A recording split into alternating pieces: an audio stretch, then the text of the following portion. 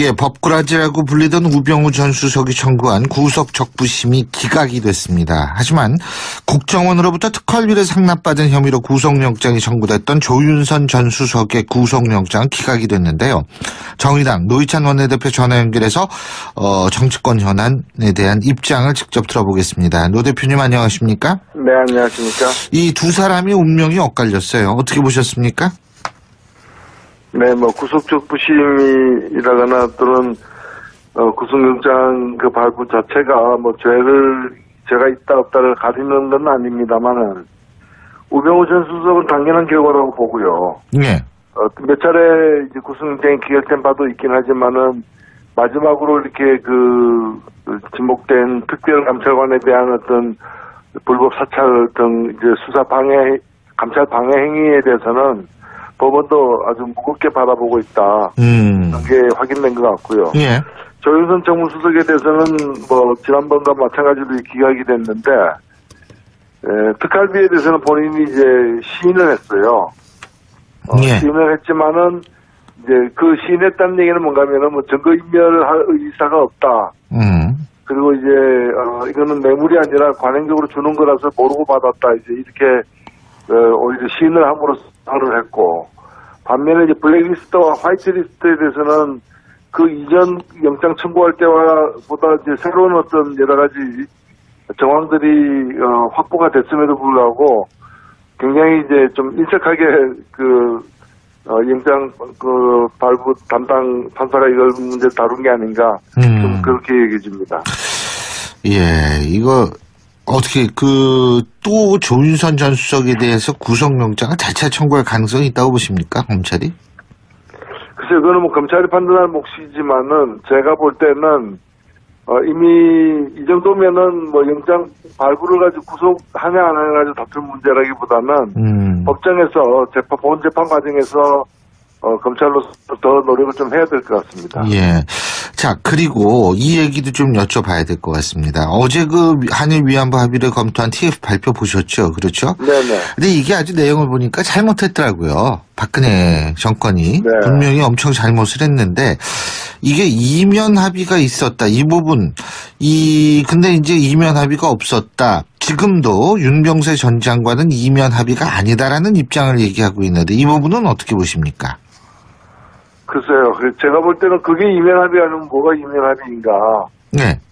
실제로 몇 가지 이제 손해상 이전 문제라거나 몇 가지 문제에 대해서 정부가 약속을 한 것이거든요. 네. 약속을 한 게 아니라면은 오히려 지금 일본의 태도가 더 문제가 되는 거죠. 예, 그래서 저는 이 잘못된 걸 풀기 위해서. 네. 꼬여있는 걸 풀기 위한 이번에 이면 합의를 공개한 것 자체가 모든 것을 다 푸는 건 아니지만은, 이후에 한일 관계를 새롭게 재정립하기 위해서라도 마땅히 거쳐야 될 단계다 이렇게 생각됩니다. 그렇군요. 근데 근데 윤병세 전 장관은 이면 합의가 아니라고 얘기하는 이 얘기는 또 뭔지 모르겠어요. 네. 저도 납득이 안 갑니다. 사실 구체적으로 어떠한 공개되지 않은 합의가 있었는지가 발표가 되지 않았습니까? 예. 그렇다면 일본이 이 문제에 대해서 손해상 이전에 대해서 한국 정부가 약속한 바 없다거나 그런 이면 합의의 존재 자체를 갖다 부정해야 되는 건데 일본은 또 그렇게 안 나오고 있지 않습니까? 그 자체가 그런 합의가 있었다는 걸 시인하는 거라고 저는 봅니다. 그런데요. 또 한 가지 궁금한 점이 뭐냐면, 이게 박근혜 정권 시절을 돌이켜본다면은 처음에는 이 위안부 문제 때문에 한일 간의 관계가 굉장히 냉랭하지 않았습니까? 네, 그런데 그렇습니다. 이것을 왜 갑자기 이렇게 방향을 틀어가지고, 불가역적이라는 것도 우리가 먼저 얘기했다며요. 예? 네, 이런 식으로 왜 서둘렀다고 보십니까? 전 이 부분도 굉장히 중요한 부분이라고 보거든요. 사실 그 부분이 미스테리한 부분 중에 하나인데, 예. 박근혜 정부가 6대 정부보다도 사실은 좀 더 강경하게 일본 정부를 대해온 건 사실입니다. 예. 집권 초기부터. 그렇죠. 이제, 그로 인해서 사실은, 한일 관계가 이렇게 좀 악화되는 데 대한 미국의 우려 이런 것들도 여러 차례 제기된 바가 있고요. 예. 미국에서도 동북아 이제 안보 이런 차원에서, 이 한일 양국의 어떤 화해 이런 걸 적극적으로 권고하기도 한 바가 있고, 제가 볼 땐 그런 어떤 이제 대외적 요인과 그다음에 국내 정치에서의 어떤 뭔가를 돌파하기 위한 그런 동기가 무리하게 한일 관계를 또 이제 급전환시키는 예. 과정에서 이런 이제 좀 실수들이 이 시행착오들이 발생하지 않았나 이렇게 보여집니다. 그러니까 대표님께서 보실 때에는 그때 당시에 있어서의 어떤 그 우리와 미국과의 관계 속에서 일본 문제가 접근될 수밖에 없었기 때문에 서두른 측면도 있다. 이렇게 이해도 되겠습니까? 예, 제가 볼 때는 한일 관계 자체를 갖다가 예. 발전시키기 위해서 이런 무리수를 뒀다고 보이지는 않습니다. 왜냐하면은 지금 우리가 겪고 있는 상황이지만은 이제 일본이 정부위안부 등에 대해서 제대로 사과할 자세가 아직 안 돼 있다면은 예. 압박을 가하면서 좀 더 기다릴 수도 있는 건데 예. 오히려 우리가 문제를 갖다가 봉합하고 무리하게 뒤덮는 식으로다가 일을 처리해서 더 악화된 거 아닙니까? 예, 안양만 못한 합의였다고 저는 생각하기 때문에 예. 한일 관계 그 자체의 문제라기보다는 다른 어떤 정치적 요인 때문에 이 문제를 이렇게 좀 서두르다가 사고가 난 게 아닌가 이렇게 보여집니다. 그리고 이 내용을 보면은 뭐 당연히 충격적인데 그런데 이제 일각에서는 이런 얘기가 나옵니다. 이 외교 문서, 외교 기록 그리고 외교에서는 비공개 이면 합의가 있을 수 있다. 그런데 이것이 내용은 잘못됐지만 공개하면은 이게 나중에 다른 나라랑 외교를 어떻게 하라는 얘기냐 이런 시각이 있는 것 같더라고요. 이 부분은 어떻게 보세요? 예, 그 딜레마입니다. 양면이 다 있는 건 사실입니다. 네. 결국에는 그 덮어두고 가기에도 문제가 되는 거고, 이걸 갖다가 일장에 공개했을 때 또 다른 손실이 있는 것 또한 사실입니다. 네. 결국에는 어느 손실이 더 적으냐, 그걸 네. 따질 수밖에 없는 거죠. 제가 볼 때는 뭐 최상의 어떤 지금 방책은 아니지만은 최악을 막기 위한 차악의 어떤 선택일 수도 있다고 봅니다. 예, 그렇군요. 지금 한국당 같은 경우에 자신들이 밝히면 진실규명이고 남이 밝히라고 하면 국익을 내친다는 후한무치한 이중잣대다. 이러면서 이제 이 얘기는 이제 한일 문제는 아닙니다만 임종석 비서실장의 아랍에미리트 특사 방문 의혹에 진실을 촉구했는데 이 부분은 그러면 어떻게 해야 된다고 보세요? 예. 근데 이제 오히려 저는 물론 이제 문제가 있다면 밝혀야 되겠죠. 네. 그러나 만일에 공개할 경우에 오히려 그 아랍에미리트의 관계에 더 이제 손상이 되는 어떤 상황이라면은 예. 일정하게 그걸 또 밝히지 못하는 것도 이유가 있다고 저는 생각됩니다. 다만 이 정치적 논란이 되기 때문에 이 논란을 종식시키기 위해서 제가 볼 때는 청와대에서 국회 비서실장이나 이런 분들이 국회 운영위원회를 열어서 좀 비공개로 청와대가 밝힐 수 있는 것까지는 좀 더 밝히는 더 이상의 어떤 오해의 소지를 없애는 그런 진일보한 노력이 필요하다고 보고요.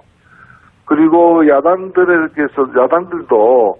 마치 이 문제를 갖다가 말하기 힘든 것을 갖다가 개선해서 얘기하라고 이렇게 무턱대고 조를 문제는 아니라고 봅니다. 그래서 그런 비공개 운영위원회 등에서 제한된 범위 내에서 설명을 해서 이 문제를 좀 불씨를 끄는 것이 바람직하지 않나 싶습니다. 근데 물론 외교에서 모든 걸 다 얘기할 수는 당연히 없지만 왜 그걸 그렇게 밝히지 못하는지 그런 부분은 좀 궁금해지는 분들이 많더라고요. 궁금해하는 분들이. 예. 그래서 좀 오해를 불식시키기 위한 좀 더 노력이 필요하다. 이제까지 청와대 대응 보면은 말이 좀 몇 차례 바뀐 바도 있고. 네. 예, 그리고 지나가다가 얘기하듯이 이렇게 얘기를 한 바도 있기 때문에. 네. 아무 문제 없는데 왜 터무니없는 오해냐는 식으로만 대할 문제는 아니다. 실제 오해할 바가 없다 하더라도. 예. 또 이 여러 정당들에서 그런 문제 제기가 있다면은 조금 더 적극적으로, 좀 더 진지하게 인해서 오해를 불식시킬 필요가 있다고 저는 봅니다. 이게 지금 사실 왜 우리가 이제 그 외교 문제에 대해서 쭉 얘기를 하고 있는데 이 중국과의 관계도 지금 굉장히 좀 어렵지 않습니까? 사실 그죠? 그 뭐 그렇죠. 중국 외교부 같은 경우에는 부인을 하고 있습니다만 보도에 따르면은 지금 그 단체 관광객 우리나라 요커라고 얘기하는 그 중국 사람들 오는 거요. 이거를 또 금지시켰다 뭐 이런 보도도 있었지 않습니까? 자, 네. 이런 속에서 참 이게 지금 한일, 미일, 한미 그리고 또 한중 이 관계를 이걸 어떻게 풀어야 됩니까? 지금 이런 상황 이게 상당히 꼬여 있는 것 같은데. 예. 사실 문재인 정부 들어선 서기 어떤 전후한 특히 이제 2017년 전후한 상황은 한국 외교사에 있어서 한미 관계도 그렇고 한일 관계, 한중 관계 다 최악의 어떤 상황이었죠. 지금 다소 이렇게 진전되는 국면이긴 합니다만은 굉장히 힘든 상황을 경과하고 있다고 생각됩니다. 그래서 어떤 조치 하나로서 정책 하나로서 문제가 이렇게 확 뚫릴 수 있는 상황은 아니라고 보고요. 다행히 사드 문제는 이제 최악의 국면은 벗어났기 때문에 좀 신중하게 좀 기다리면서 관계 복원을 위한 노력이 좀 필요하다고 보고요. 근데 그 중국은 왜 외교부는 단체 관광 금지한 적이 없다 이렇게 얘기를 하지 않습니까? 중국이라는 나라가 다른 나라와 다르게 사실 국가의 어떤 지배력이 굉장히 강력한 나라. 권위주의 정권이죠. 그렇기 때문에 실제 상황이 어떤지에 대해서는 조금 더 지켜볼 필요는 있다고 봅니다. 알겠습니다. 그리고 어제 하루 종일 이슈가 됐던 사자성어가 하나 있죠. 이 척당불기라는 사자성어인데 이게 홍준표 대표의 성완종 리스트 재판에서 쟁점이 됐던 액자에 담긴 사자성어라고 그러더라고요. 네네.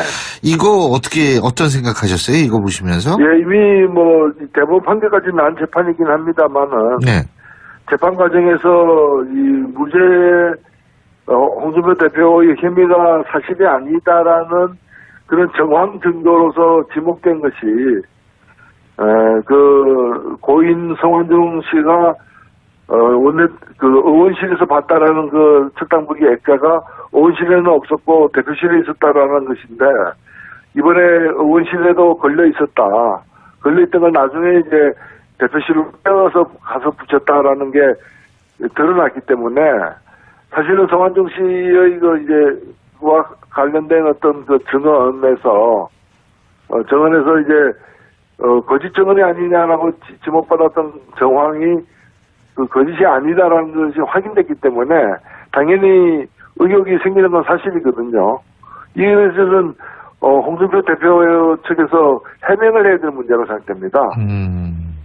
그럼 여당도 국민 앞에서 액자의 존재를 해명해야 된다 그러고 이재명 시장도 대표직 사퇴하고 정계 은퇴해야 된다 이런 주장을 하기도 했기 때문에 이 부분에 대해서 제가 여쭤본 거고요. 이 척당불기라는 말 자체가 기계가 있고 또 뜻이 커서 굽힘이 없다 이런 눌려지지 않는다 이런 뜻인데 지금 상황은 액자가 통탄할 일이죠.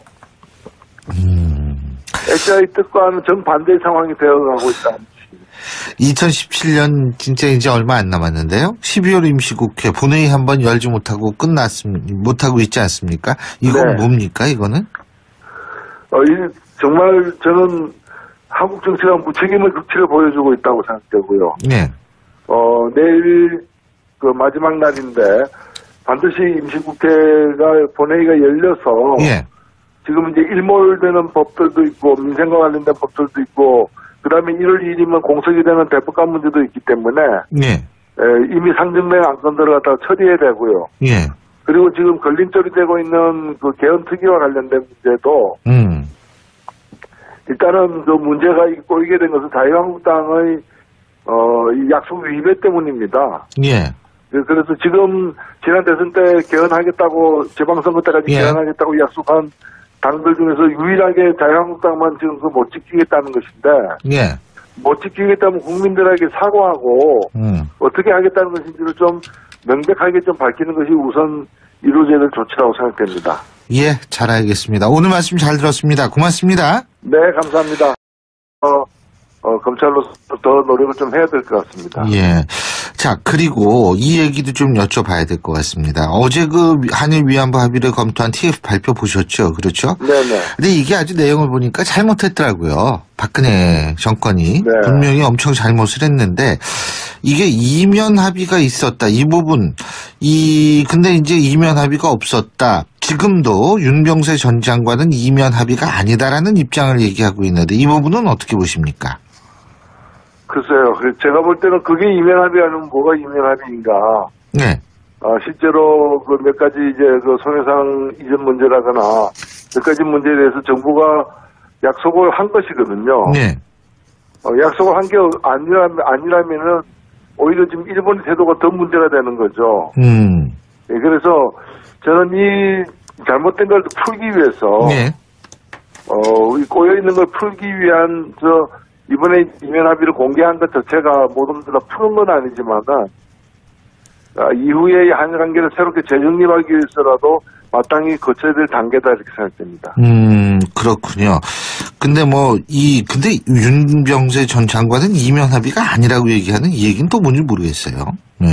저도 납득이 안 갑니다. 사실 구체적으로 어떠한 이 공개되지 않은 합의가 있었는지가 발표가 되지 않았습니까?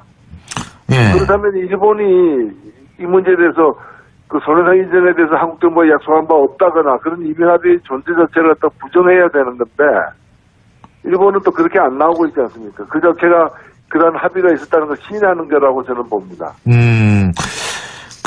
그런데요. 또 한 가지 궁금한 점이 뭐냐면 이게 박근혜 정권 시절을 돌이켜 본다면은 처음에는 이 위안부 문제 때문에 한일 간의 관계가 굉장히 냉랭하지 않았습니까?